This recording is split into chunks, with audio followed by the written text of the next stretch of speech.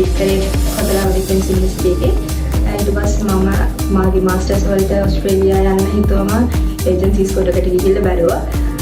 ගිහිල්ලා බලලා වයිස් එකට ආවම වයිස් එකේ කට්ටිය කතා කරපු විදිහට මට හිතුණා මගේ රික්වයර්මන්ට්ස් වලට ගැලපෙන විදිහට මෙතනින් ඉංග්‍රීසි එක දාන්න ඕන කියලා හිතුවා.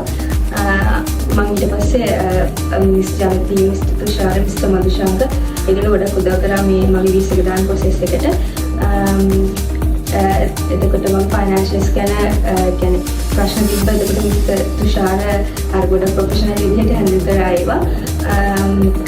ස්ට්‍රෙස් වෙන්න දුන්නේ මම අත්පත් කරන ගමන් වැඩ කරේ. ඒගොල්ලෝ හැමදේම හොයලා බලලා අරිට්මන්ට් කරලා දුන්නා මට. මම වීසා ලොන්ච් කරේ ජූන් 6 ඊපස්සේ මගේ වීසා ග්‍රාන්ට් වුණා. ඊයේ ජූලයි 7 ග්‍රාන්ට් වුණා.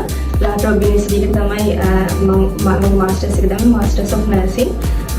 ඊට පස්සේ ගොඩක් thank you වයිස් ටීම් එකටම help කරාට මගේ අර ඉස්සර ඉඳන් ඩ්‍රීම් එක තිබුණේ ඕස්ට්‍රේලියාව යන්න. ගොඩක් help කරා වයිස් ටීම් එක මට මගේ ඩ්‍රීම් එක achieve කරගන්න. thank you.